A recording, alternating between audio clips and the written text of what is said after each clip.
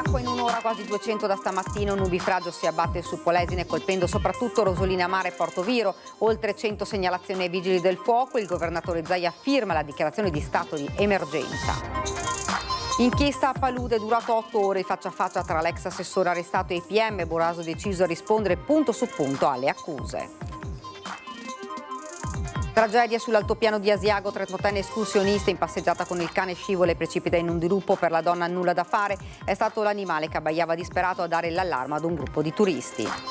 Statue decapitate, una tomba scoperchiata, raid vandalico nel cimitero di Ancignano di Sandrigo nel Vicentino, lo sdegno del paese. Ad Albignasico il parroco della chiesa di San Tommaso lancia attraverso i social un appello ai fedeli dopo alcuni furti. Ancora rivolte nelle carceri gli ultimi gravi episodi a Padova. Intanto Fabio Crespo, ente trevigiano di Fratelli d'Italia e avvocato, critica aspramente il decreto pensato dal ministro del suo partito. Sport volley, primo giorno di raduno per le Pantere dell'Imoco Conegliano, 500 i tifosi entusiasti sugli spalti del Palaverde e venerdì arrivano le campionesse olimpiche.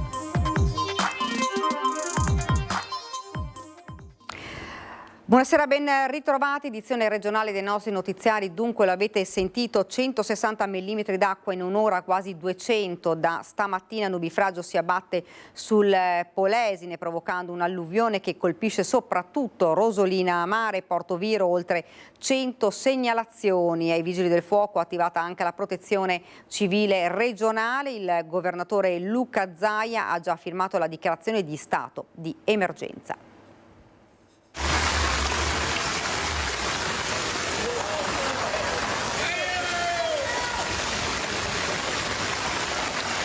Buongiorno a tutti. Rosolina Mare è stata interessata da un evento senza precedenti. 160 mm d'acqua in un'ora. Mamma mia. Un disastro, perché adesso la situazione sta rientrando, perché abbiamo potenziato anche tutto il sistema di aspirazione acqua, però abbiamo ancora tanti allagamenti diffusi soprattutto sulla località turistica, oltre che al paese.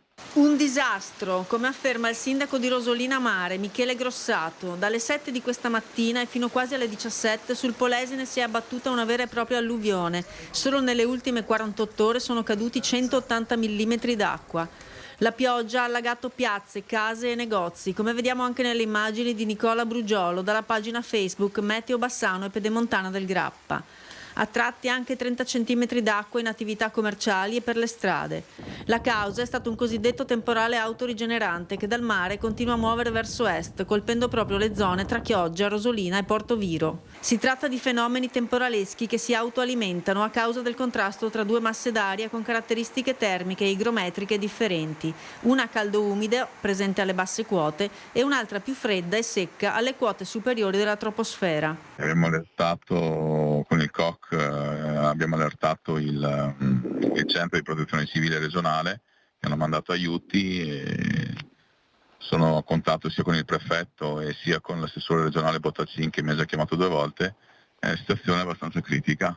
Per fortuna non registriamo danni alle persone.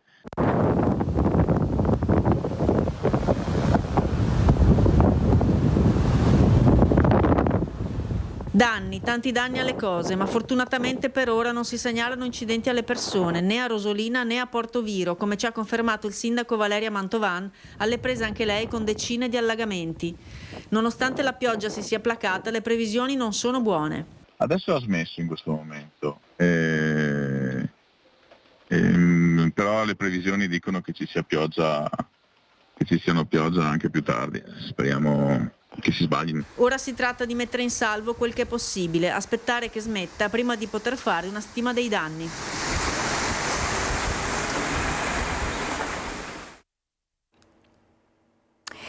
Ed ora andiamo a Venezia per l'inchiesta Palude. 8 ore, è durata tanto il faccia a faccia tra l'ex assessore Boraso e i pubblici ministeri, ma andiamo subito a Venezia, dove la vedo già nel nostro schermo, la nostra Anna Maria Parisi. Anna Maria, buonasera. È durato circa 8 ore l'interrogatorio all'ex assessore comunale alla mobilità di Venezia Renato Boraso, iniziato questa mattina intorno alle 10 e terminato alle 17:50, quando il cellulare con gli agenti della polizia penitenziaria hanno nuovamente scortato l'ex assessore al carcere Due Palazzi di Padova. Interrogatorio che si è tenuto questa mattina qui in procura a Venezia, perché dopo il precedente interrogatorio di fine luglio scorso, quando l'ex assessore ha detto che non aveva nulla da dichiarare, poi con l'avvocato, il suo legale difensore Umberto Pauro, si è detto disponibile a dare la sua versione dei fatti ai PM incaricati delle indagini. E allora, alla fine del lungo interrogatorio fiume di iniziato questa mattina, non è intervenuto nessuno dei due pubblici ministeri, non ha dichiarato alcunché alla stampa, ma invece avvicinato l'avvocato Pauro ha detto che siamo soltanto all'inizio e ci risentiremo nei prossimi giorni per capire quali saranno le altre date in cui ci saranno altre nuovi interrogatori. Ricordiamo che sono 11 capi di imputazione che vengono contestati all'ex assessore Boraso, l'unico dei 33 indagati finito in carcere. Tra le contestazioni discusse oggi in un'aula protetta, quella che normalmente viene utilizzata per i minori o viene utilizzata anche dai giudici per la requisitoria di altre interrogatori, Boraso ha risposto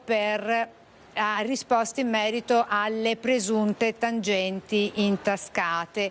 Allora adesso è pronto, mi dicono dalla regia, da studio, mi dicono no, non c'è l'intervista, allora linea ancora allo studio e poi ci risentiamo per ulteriori aggiornamenti. Grazie davvero ad Anna Maria Parisi. Ovviamente appena avremo l'intervista con l'avvocato ve la proporremo. Intanto noi andiamo avanti con la cronaca. Tragedia in altopiano, dove una guida cinofila di 39 anni di Cesena è morta precipitando in un burrone. Tragedia sull'altopiano, dove il corpo di una 39enne residente a Cesena è stato rinvenuto sotto l'altar Cnotto in comune di Rozzo. La donna sarebbe precipitata nel dirupo sottostante la grossa roccia a forma di altare mentre stava facendo un'escursione con il suo cane ancora ieri sera. Sarebbe stato proprio l'animale a dare l'allarme, restando sul posto per sorvegliare la sua padrona, continuando ad abbaiare. Il suo latrato insistente ha attirato in mattinata l'attenzione di un gruppo di turisti che hanno notato la donna nel burrone. Hanno allertato il sindaco Lucio Spagnolo, che a sua volta ha chiamato i carabinieri forestali. Sul posto il soccorso alpino di Asiago, ma ormai per la 39enne non c'era più nulla da fare. Guida cinofila iscritta al gruppo di Cesena, era esperta escursionista. Gli inquirenti sono risaliti alla sua identità attraverso il microchip del cane, un border collie, che ora si trova in custodia negli uffici comunali di Rozzo.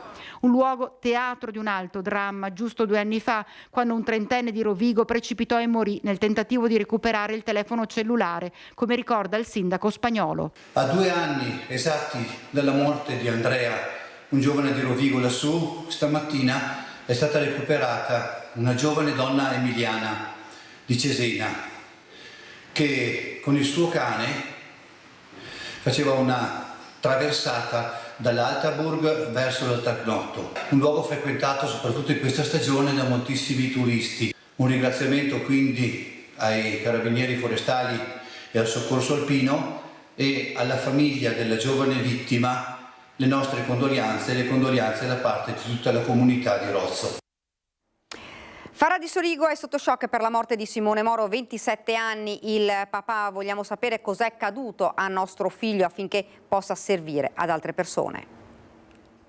Nelle voci di papà Franco tutto il dolore di una tragedia impossibile da accettare. Simone, il figlio di 27 anni, si è accasciato in auto mentre stava tornando a casa dopo un'escursione in montagna. L'ha corso in ospedale a Treviso, la speranza che il giovane riuscisse a farcela, ma il suo cuore ha cessato di battere il giorno dopo. A spiegare questa morte improvvisa sarà l'autopsia. Io voglio sapere cosa è successo a mio figlio, perché questo sapere, che se riescono, perché non mi hanno garantito i medici che riusciranno a capire il motivo, possa servire a qualche altra persona. Simone ha donato gli organi, un atto di immensa generosità. Sono orgoglioso di mio figlio, ci racconta il papà. In casa, in queste 2 giornate, i genitori hanno avuto un via vai di persone che si sono strette al loro dolore, amici del giovane che hanno voluto abbracciare i genitori, che hanno raccontato i sogni di Simone, le sue avventure, hanno parlato di lui, di come fosse un gran lavoratore e ben voluto da tutti. Ora devo guardare avanti, continua Franco, perché i ricordi fanno male. Io ho capito che adesso devo guardare avanti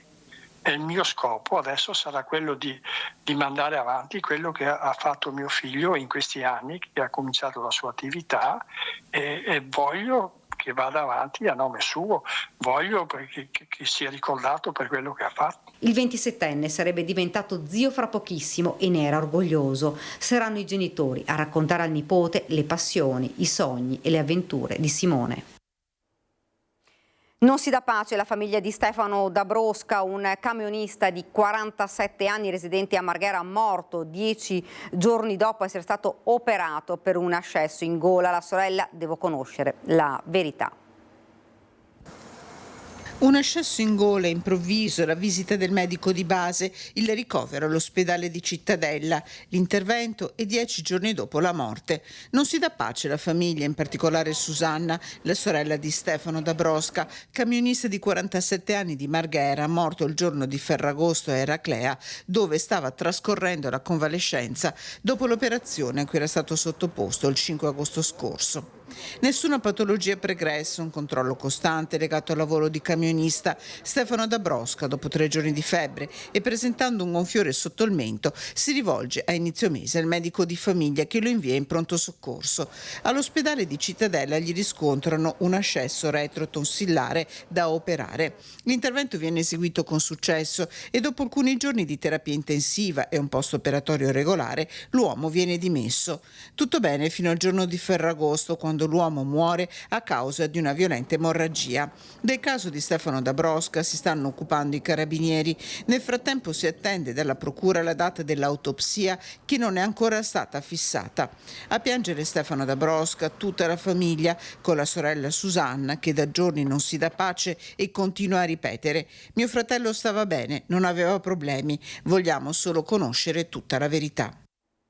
Ed ora nel Trevigiano con il giallo della Pontebana, indagini serrate per ricostruire gli ultimi istanti di vita del 18enne trovato morto ieri mattina all'alba.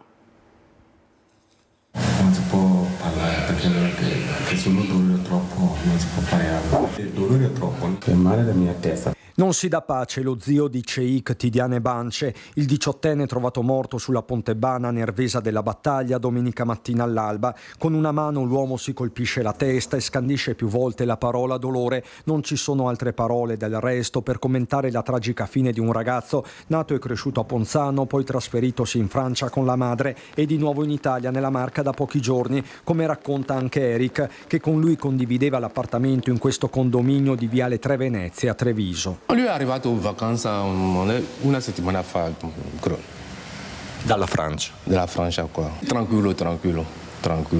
Lui non parla troppo e qualcuno di tranquillo.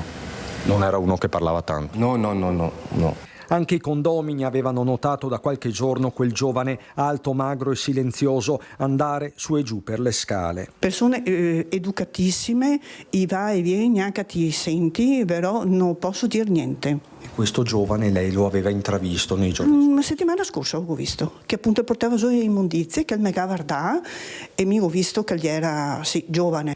Se in viale Tre Venezie ci sono dolore e sconcerto sulla Pontebana tra Spresiano e Nervesa, le telecamere sono setacciate dai carabinieri. I mattinati militari sono stati al distributore Tamoil, a pochi passi dal luogo dove è stato ritrovato Cheikh Tidiane. Qui hanno acquisito le immagini. La pista principale prevalente resta quella di un investimento di un possibile pirata della strada che poi si è dato alla macchia. In corso ci sarebbe una cernita degli automobilisti passati pochi minuti prima il ritrovamento del giovane alle 5:30 del mattino. Insomma, il cerchio si stringe almeno temporalmente. Qualcuno pare sia già stato contattato, anche se non vi sarebbe nessun sospetto specifico. A questo punto diventa determinante l'esito dell'autopsia disposta dalla procura per mercoledì. Non solo si deve capire l'origine della vistosa ferita al capo, se compatibile con l'urto contro un'auto, ma anche se il 18enne fosse alterato da qualche sostanza. A mettere a disposizione le sue telecamere Giannino Venerandi, titolare dell'Odissea, dove il giovane avrebbe trascorso buona parte della sua serata. Se ci verrà fatta la richiesta di acquisire le immagini della serata, lo faremo come l'abbiamo sempre fatto. Cheikh si è allontanato da solo perché ha imboccato una direzione opposta rispetto a quella di casa, perde consistenza, ma non si può escludere neanche l'ipotesi più cruenta, ovvero quella di un'aggressione o di una serata di divertimento finita nel peggiore dei modi. Senz'altro una vicenda molto triste che però penso non riguardi fatti legati al locale, perché sabato è stata veramente una serata tranquillissima. In particolare potrebbero rivelarsi utili gli occhi elettronici puntati sull'ampio parcheggio della discoteca, su quella Pontebana ancora avvolta nel mistero. Un grave atto vandalico si è verificato al cimitero di Ancignaro di Sandrigo nel Vicentino. Atto vandalico al cimitero di Ancignano, frazione di Sandrigo. Ignoti hanno forzato il cancello di ingresso, rovinando anche la serratura e il sistema di chiusura e apertura automatica. Un fatto esecrabile che ha colpito in particolare una famiglia. Questo cimitero ha ormai 200 anni e le due tombe delle famiglie Toffanin e Pigato Stefani svettano per la loro forma a piramide. Chi ha commesso la violazione si è concentrato sulla prima delle due senza apparentemente asportare nulla, ma solo provocando danni in modo gratuito. La tomba della famiglia Toffanin alle mie spalle è quella che è stata vandalizzata all'interno. Il signor Ferdinando ha scoperto tutto ieri mattina, ovviamente un grandissimo dispiacere. Sono entrati in casa dentro, hanno morso il sigillo della tomba e non so se hanno buttato qualcosa dentro nella tomba. Sul fatto indagano i carabinieri, che sono stati immediatamente informati di quanto accaduto. Per il signor Ferdinando lo sconforto è grande. Mi trovo in un momento che l'Italia non va bene. Questo all'estero credo che non succeda, perché qua fanno colori nelle abitazioni, a casa loro non fanno queste cose. E non c'è ordine, non c'è disciplina, ci vorrebbe ancora la leva a fare. I militari imparano a essere educati e rispettare le persone. Il danno morale è incalcolabile per la violazione di un luogo sacro. Per quello materiale servirà un intervento di ripristino. Sistemare che il danno, vediamo cosa dirà il comune, anche perché è una cappella storica, vecchia. Noi abbiamo un'abitazione, anche quella che è molto importante, è dell'800. Ed ora nel Padovano, ad Albignasego, dove il parroco della chiesa di San Tommaso ha lanciato un appello attraverso i social.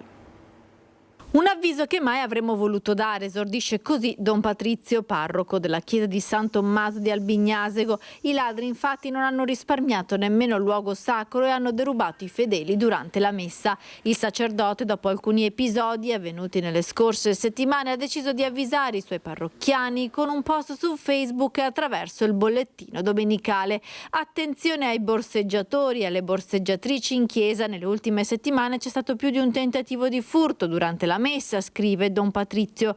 Portafogli o cellulari lasciati nelle borse sui banchi durante la comunione.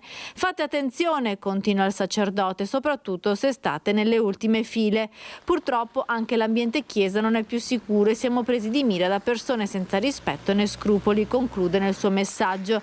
I carabinieri non hanno sottovalutato questa denuncia e già nei prossimi giorni effettueranno controlli anche in Borghese.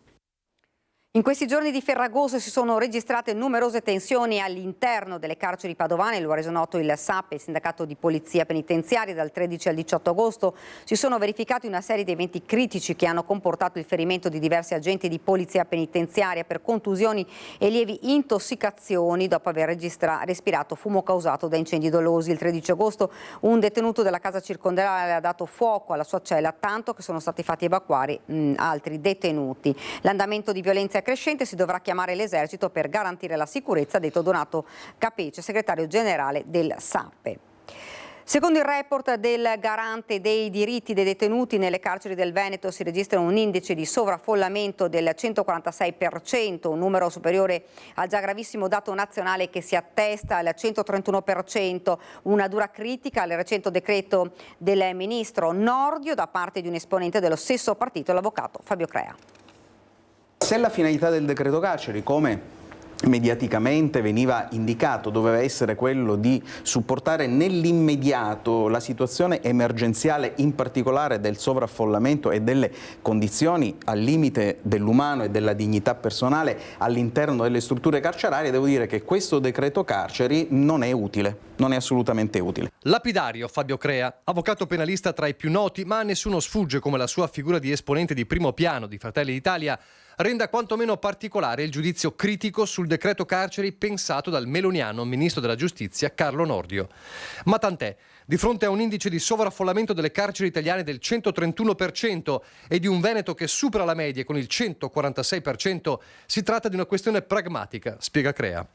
Il decreto così com'è interviene con l'assunzione di 1.000 nuovi agenti di polizia penitenziaria, 2 scaglioni, 500 nel 2025 e 500 nel 2026, e nella nomina di un commissario straordinario che si occupi di edilizia penitenziaria. Insomma, più personale, ma almeno fra un anno, e quanto peseranno i pensionamenti? E poi nuove carceri, già, ma quanto ci vorrà? Crea butta sul piatto quelli che a suo giudizio sono invece i veri problemi che non si affrontano. Non solo le condizioni disumane in cella, ma anche la carcerazione facile.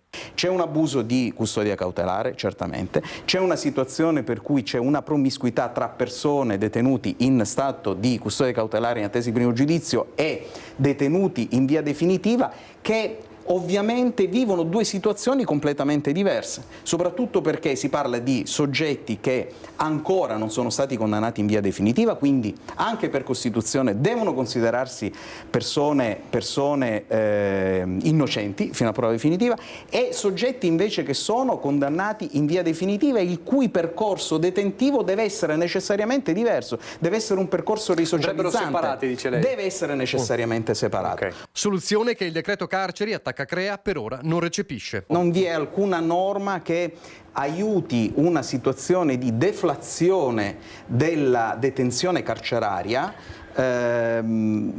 Si parla solamente, per quanto riguarda l'ordinamento penitenziario, della liberazione anticipata, ma soltanto da un punto di vista di procedura, ma non con effetto immediato. L'appello, come esperto in materia, prima ancora che come politico, è duplice. Da una parte potenziare l'accesso alle misure alternative per chi ha già scontato un periodo in carcere, dall'altra la possibilità di un accesso quasi automatico agli arresti domiciliari e applicare veramente la custodia cautelare come estrema ratio. Sport, le campionesse d'Italia dell'Imoco Volley Conegliano si sono ritrovate questa mattina al Palaverde di Villorba. L'effetto campionesse olimpiche si è fatto sentire, e come? Questa mattina a salutare il ritrovo delle Pantere dell'Imoco Volley al Palaverde c'erano oltre 500 tifosi entusiasti sugli spalti. Poco importava che le campionesse olimpiche Mochi De Gennaro, Sara Fari e Marina Lubian non fossero presenti, arriveranno solo il 23. L'atmosfera era quella elettrica da primo giorno di scuola, nonostante le fatiche olimpiche del coach. C'era tantissima stanchezza, davvero, ma c'era la felicità e l'entusiasmo di tornare a casa, come lo definisco. Bello essere qui, è il primo giorno di scuola, no? È sempre un bel primo giorno, Mi sembra che la risposta del pubblico sia stata eccezionale, qualcosa di magico, davvero. Volevo fare una foto perché credo che sia da immortalare un momento come questo. È Unimog che anche quest'anno vuole vincere tutto. Ben 5 saranno le competizioni alle quali la squadra parteciperà. Oltre al campionato, Coppa dei Campioni, Supercoppa in programma a Roma il 28 settembre, anche Coppa Italia e Mondiale per club. Credo che lo spirito e il DNA di questa società sia sempre stato quello di ambire per arrivare fino alla fine. Io personalmente da allenatore me lo sono sempre posto, non è l'idea di vincere il trofeo ma di cercare di primeggiare e di stare sempre lì fra le grandi. È ovvio che il roster che è stato costruito è un roster meraviglioso, ogni anno mi stupisco di quello che Pietro e Piero riescono a fare. Il roster già stellare dello scorso anno quest'anno sarà implementato con gli innesti della schiacciatrice brasiliana Gabi, bronzo a Parigi 24, della cinese Zhu Ting in arrivo a ottobre, della palleggiatrice giapponese Nanami Seki, del martello polacco Luka Sik per finire alla centrale Chirichella. Unimog ormai sempre più internazionale. Il roster l'ha allestito il dottor Pietro Maschio come sempre, credo che abbia fatto una delle squadre più importanti che noi abbiamo avuto negli ultimi, da quando nasciamo, quindi negli ultimi 13 anni. Andiamo dal Brasile alla Cina, quindi diremo che su Imoca non tramonta mai il sole. È una scelta che è strategicamente sia sportiva ma che crediamo che abbia anche un bel ritorno mediatico appunto per dare la giusta soddisfazione a chi ci permette di lavorare. Sull'eredità olimpica il presidente si sbilancia dopo gli incredibili dati televisivi della finale che ha raggiunto oltre il 50% di share. Finalmente ci sarà una consacrazione della pallavolo femminile come primo sport per le donne in Italia e credo che prenda la valenza definitiva. Siamo cresciuti con la generazione dei fenomeni e adesso viviamo la generazione dei fenomeni. La palleggiatrice Asia Volos, che ha chiuso con la nazionale polacca, sperava forse in qualche giorno di riposo in più e ribadisce che la stagione sarà lunga e impegnativa. Per noi tutti gli obiettivi sono importanti, ovviamente è bello tornare a giocare mondiali per club perché l'anno scorso purtroppo non è arrivato invito, ma adesso siamo carichi e vogliamo giocare per tutte le coppe e poi vediamo. Ed è tutto, ora la sigla, poi le previsioni del tempo. Grazie per averci seguito, arrivederci.